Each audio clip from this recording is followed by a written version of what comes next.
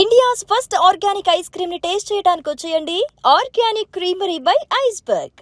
మన పక్కన వాళ్ళు రేప్ చేశారు, చిన్న పిల్లల్ని రేప్ చేశారు. అప్పుడు ఎందుకు మీ లా తీసుకోరు మీ చేతిలో? అప్పుడు ఎందుకు వెళ్ళి ఆ మగాల్ని మీరు చంపరు? చెప్పండి అందరు కలిసి. నాకు ఆన్సర్ కావాలి ఈ రోజు. You're talking about human lifes. I'm not talking about dogs over here. నేను కుక్కల గురించి మాట్లాడట్లేదు, నేను కుక్కల గురించి రాలేదు, నేను మనుషుల గురించే వచ్చాను. నాకు కుక్క గురించే ఈ ప్రెస్ కాన్ఫరెన్స్, నాకు ఈ కుక్కలు ప్రాణుల గురించే, జంతువుల గురించే లేదు. ఈ ప్రెస్ కాన్ఫరెన్స్ నాకు మనుషుల గురించే ఉంది. ఒక కుక్క ఒక చిన్న బిడ్డని ఖర్చు చేసిన తర్వాత చిన్న బిడ్డ చచ్చిపోతే మీరు 100 మంది వచ్చి ఆ కుక్కని కొట్టి చంపుతున్నారు. సో అదే ఒక రేపిస్ట్ ఒక చిన్న బిడ్డని దారుణంగా రేప్ చేసి ఆ చిన్న బిడ్డని చంపేస్తే అప్పుడు ఏమవుతుంది మీ మగతనం? అప్పుడు ఎందుకు ఆ రేపిస్ట్ ని మీరు చంపట్లేదు?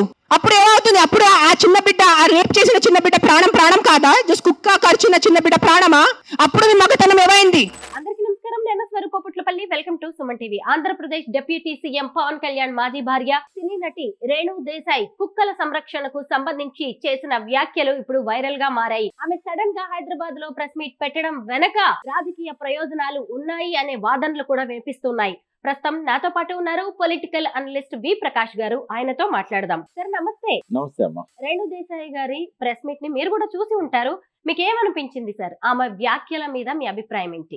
చాలా ఆవేశంగా మాట్లాడింది. బట్ ఆమె ఆవేదనను కూడా మనం అర్థం చేసుకోవాలి. నోరు లేని మూగజీవులను చంపడం అనేది తప్పది. 1960లోనే మనకు protection of cruelty to Animal act అనేది ఒకటి వచ్చిందమ్మా. అది దాదాపుగా ఇప్పుడు 65 సంవత్సరాల కింద వచ్చింది. దాని తర్వాత చాలా rules and guide lines frame చేశారు. ఇటీవల ఇది ఎందుకు చర్చనీయాంశం ఏంటంటే, ఈ ఎన్సీఆర్ ఢిల్లీలో దాదాపు 1 మిలియన్ డాగ్స్ ఉన్నాయనేది ఒక అంచనా. అక్కడ దారిన పోయే వాళ్ళని కూడా కరుస్తున్నాయి, చాలా మంది పిల్లల మీద కూడా దాడి చేసే అనేది. అయితే ఢిల్లీలో అక్కడ ఎన్సీఆర్ రోడ్ లో ఉండేదంతా కూడా బాగా సంపన్నులు. అయితే వాళ్ళకి కుక్కల బెడద ఎక్కువయ్యేసరికి వాళ్ళు ఈ సుప్రీంకోర్టును ఆశ్రయించినట్టున్నారు. సుప్రీంకోర్టు కొన్ని గైడ్ లైన్స్ ఇచ్చింది. అందులో ఫస్ట్ ఆగస్ట్ లో ఒక అభిప్రాయం చెప్పింది, మళ్ళీ తర్వాత అక్టోబర్ లో ఒక అభిప్రాయం చెప్పింది, నవంబర్ లో ఇంకొక అభిప్రాయం చెప్పింది. ఇప్పుడు జనవరి చివరిలో మళ్ళీ విచారణకు రానున్నది. ఏం చెప్తారో మనకు తెలియదు. అయితే దాన్ని ఆమె ఆవేశానికి వెనకాల ఉన్న బాధ ఏంటంటే, ఈ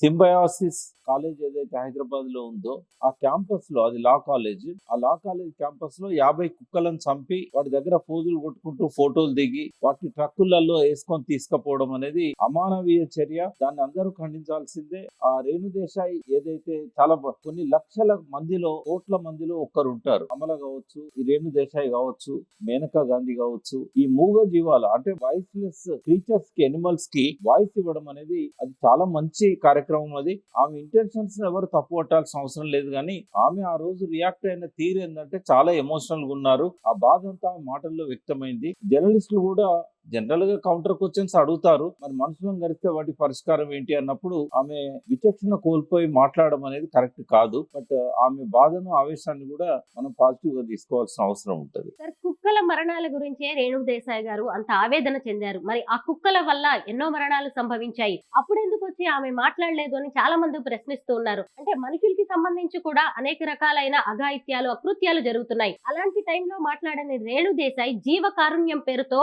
ఇలా జంతువుల గురించి మాట్లాడడాన్ని మనం ఎలా చూడాలి? అంటే ఒక్కొక్కరు ఒక సబ్జెక్ట్ ఎంచుకుంటారమ్మా. ఇప్పుడు నేను నీళ్ల గురించి బాగా మాట్లాడతాను. సినిమా ఫీల్డ్ గురించి ఎందుకు మాట్లాడలేదు అక్కడ జరుగుతున్న దాని మీద అంటే నేనేం సమాధానం చెప్పాలి? తర్వాత ఎక్కువ మంది చనిపోతున్నది యాక్సిడెంట్స్, అంటే రోడ్ యాక్సిడెంట్స్. అంటే లక్షల్లో ఉంటారు రోడ్ యాక్సిడెంట్ లో చనిపోయే వాళ్ళు. డాగ్ బైట్స్ తో చనిపోయే వాళ్ళు అందులో 1% కూడా ఉండరు. ఇప్పుడు సూర్యుడు బాగా మండిపడుతున్నప్పుడు, ఎండాకాలంలో 48 డిగ్రీల సెంటీగ్రేడ్ ఉన్నప్పుడు కొన్ని వందల మంది సూర్య తాపంతో చనిపోతుంటారు. సూర్యుడిని ఏం చేయగలుగుతామమ్మా మనం? సూర్యుడిని ఏమైనా చేయగలుగుతామా? బోన్ లో పెట్టగలుగుతామా? విచారించగలుగుతామా? సూర్యుడిని బుల్లెట్లతో కాల్ చంపగలుగుతామా? సూర్యుని వేడి నుంచి మనల్ని మనం కాపాడుకోవడానికి ఆ టైంలో ప్రయాణం చేయం, లేదా ప్రొటెక్షన్ తీసుకుంటాం. ఏసీ కార్లలో ప్రయాణం చేస్తాం, ఇళ్లలో ఏసీ పెట్టుకుంటాం. ఏదైనా అంతే, మన జాగ్రత్తలు మనం ఉండాలి కదా. కుక్కలన్నీ ర్యాబిస్ తో ఉంటాయా? కుక్కలన్నీ కూడా కర్చేటియేనా? ఇప్పుడు నేనుండే కమ్యూనిటీలో కనీసం ఒక 40-50 కుక్కలు ఉంటాయి. కుక్కలు నేను వాకింగ్ చేస్తుంటే నా వెనక వస్తుంటాయి, కానీ ఒక్క కుక్క కూడా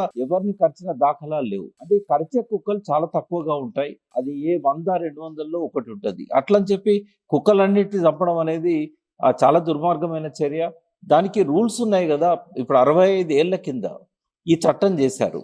ఈ prevention of cruelty to Animal act ఏదైతే ఉన్నదో దాని ప్రకారం ఏమని ఉంటుంది, ఏవైతే వ్యాక్సినేషన్ చేయాలి తర్వాత స్టెరిలైజ్ చేయాలి. ఎక్కువగా కుక్కల బర్త్ కంట్రోల్ అనేది తర్వాత వచ్చింది, ఆ చట్టం కూడా వచ్చింది. అది ఎనిమల్ బర్త్ కంట్రోల్ రూల్స్ అని 2023లో కూడా గవర్నమెంట్ ఆఫ్ ఇండియా చేసింది. ఈ రూల్స్ ప్రకారం ఏంటంటే స్టెరిలైజ్ చేయాలి. ఏమన్నా వాటికి ర్యాబిస్ లాంటి డిసీజెస్ ఉన్నట్టు తేల్చినట్టయితే వ్యాక్సిన్ ఇవ్వాలి. వ్యాక్సిన్ మంచి వాటికి కూడా ఇవ్వాలి. ఎందుకంటే రేపు ర్యాబిస్ డాగ్ కనుక టచ్ అయింది అనుకోండి, దానికి కూడా వచ్చే అవకాశం ఉంటుంది. కాబట్టి ర్యాబిస్ వ్యాక్సినేషన్ ఇవ్వాలి. వాటితో పాటుగా ఏవైతే బాగా అంటే ఆవేశంగా ఉన్న కుక్కలు ఉంటాయి, అవి చూస్తే కొంచెం అగ్రెసివ్గా కనబడతాయి. అగ్రెసివ్గా కనబడే కుక్కలను షెల్టర్ హోమ్స్లో పెట్టాలి, బయటికి వదలొద్దు అనేది ఆ రూల్స్ చెప్తాయి. బట్ ప్రభుత్వం తన బాధ్యతను విస్మరించి ఈ కుక్కలన్నింటిని పట్టుకుపోయి చంపడం అనేది కరెక్ట్ కాదు. ఒక మాట చెప్తాను, ఇవాళ బేకరీస్ ఉన్నాయి, బేకరీస్లలో కేక్స్ ఉంటాయి. ఆ కేక్స్ కేసే కలర్స్ ఏవైతే ఉన్నాయో అద్దకపు రంగులు, అవి తిన్న పిల్లలలో క్యాన్సర్ రావడమే కాకుండా ఒక అరగంట బిహేవియర్ డెవలప్ అవుతున్నది. అంటే పిచ్చి కుక్కలు ఎట్లా ప్రవర్తిస్తాయో ఈ కలర్స్ వేసిన కేకులు తిన్న పిల్లలు కూడా అరగంటగా తయారవుతారు. టీచర్కు సమాధానం చెప్పారు, ఇంట్లో కూడా చేతిలో ఏది ఉంటే దాంతో టీవీలు బలగొడుతుంటారు. మరి ఏం చేద్దాం, ఆ పిల్లల్ని ఏమైనా చేద్దామా, ఆ కేకులు అమ్మేవాడిని ఏమన్నా చేద్దామా? అంటే అవేర్నెస్ అనేది రావాలి. ప్రభుత్వము, మున్సిపల్ డిపార్ట్మెంటు ఆ కేకులో అద్దకపు రంగులు ఉన్నాయని చెప్పి తెలిసిన తర్వాత వాళ్ళ లైసెన్స్ క్యాన్సిల్ చేయాలి. ఇవాళ 82,000 రెస్టారెంట్స్ ఉన్నాయి, 16 మంది దీని మీద నిఘా యంత్రాంగం ఉంది మున్సిపాలిటీలో. ఈ 16 మంది రేపు 3 మున్సిపాలిటీలకు డివైడ్ అయితే 3 జిహెచ్ఎంసీలు 3 అవుతున్నాయి. కాబట్టి అందులో 5 పోతారు. 5 ఒక్కొక్క ఏరియాలో ఉన్న 30,000 రెస్టారెంట్లను మానిటరింగ్ చేస్తారా?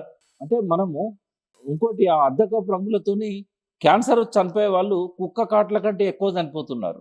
అంటే దీన్ని కంపేర్ చేయొద్దు. కానీ ప్రతి దగ్గర కూడా మనుషుల సంరక్షణ ఎంత ముఖ్యమో జంతువుల సంరక్షణ కూడా అంతే ముఖ్యం. నేను మొన్న అమెరికాలో రాత్రి 12 గంటలకు ఆ టైమ్స్ స్క్వేర్ దగ్గర న్యూయార్క్లో రోడ్డు క్రాస్ చేస్తున్నప్పుడు వెహికల్స్ అన్నీ ఒక్కసారి ఆగిపోయినాయి. ఎందుకు ఆగిపోయినాయి అని చూస్తే ఒక కుక్క రోడ్డు క్రాస్ చేస్తున్నది. ఒక కుక్క రోడ్డు క్రాస్ చేస్తుంటే దాన్ని కాపాడడానికి కొన్ని వందల వెహికల్స్ ఆగిపోయినాయి ఆ రోడ్డు మొత్తం క్రాస్ అయిపోయేదాకా. అంటే అమెరికా కల్చర్ కూడా ఇది చూడండి, ఇరాన్ మీద ఇతర దేశాల మీద బాంబులు వేసి 100 మందిని చంపుతారు, కానీ రోడ్డు మీద కుక్క పోతుంటే కూడా వాళ్ళు ఆ కుక్కను కాపాడే ప్రయత్నం చేస్తారు. అంటే వైల్డ్ లైఫ్కి ప్రపంచవ్యాప్తంగా మన దేశంలో కూడా ఎంత ప్రాధాన్యత ఉన్నదో మనకు తెలుసు. అదే ఊర్లలో ఉండే మూగ జీవాలు ఏవైతే ఉంటాయో, పెట్ యానిమల్స్ కానీ ఈ కుక్కలు లాంటివి కానీ, వాటికి చాలా ప్రాధాన్యత ఉంటుంది. బయోడైవర్సిటీలో వాటి పాత్ర చాలా ఉంది. ఏది కూడా నిరుపయోగం కాదు. మా ఇంటి చుట్టూ చాలా పాములు ఉంటాయి, అడవిలాగా ఉంటుంది. ఈ పాములను కుక్కలు ఇంట్లోకి రానియకుండా కొరికేస్తాయి. మమ్మల్ని రక్షిస్తున్నాయి కుక్కలు.